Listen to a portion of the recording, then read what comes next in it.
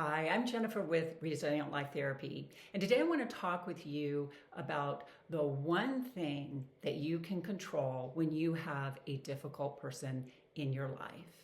And if you know my channel at all, you know I talk a lot about narcissism, so this is never more true than when that difficult person is a narcissist. But even if you're watching this, if the person is not a narcissist, they're just a difficult person, this is true for you as well. So this is so crucial, guys, because you cannot control the other person. Often when we have a difficult person in our life, we spend a lot of time and energy, a lot of our own personal resources on trying to get the other person, the difficult person, to do it differently, to think about things differently, to see the light, on and on and on and on.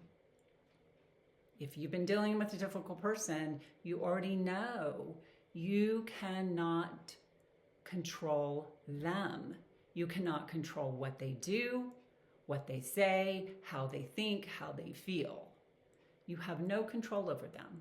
The one thing you have control over is your relationship with what they do. That's it, guys. That's the piece of control you get to have.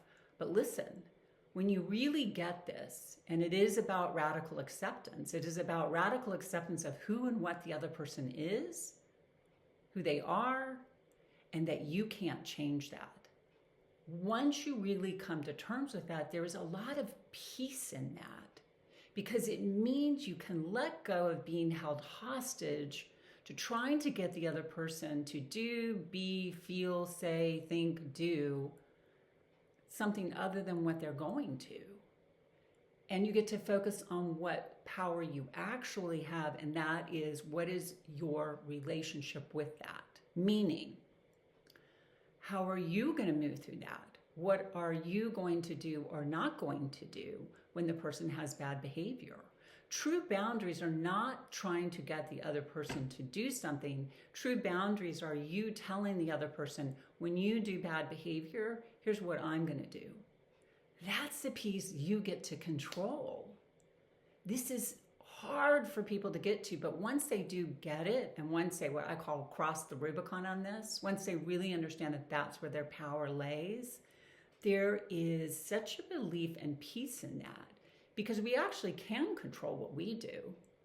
We can control whether we decide to stay or go if somebody is being toxic or abusive.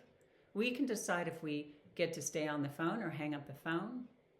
We get to decide how we will move when the other person is being difficult.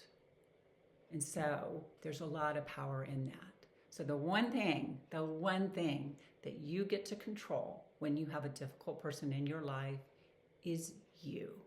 And within that lies everything. It lies the entire path for you to be able to find some peace, a lot less feeling crazy, a lot less anger, a lot less resentment.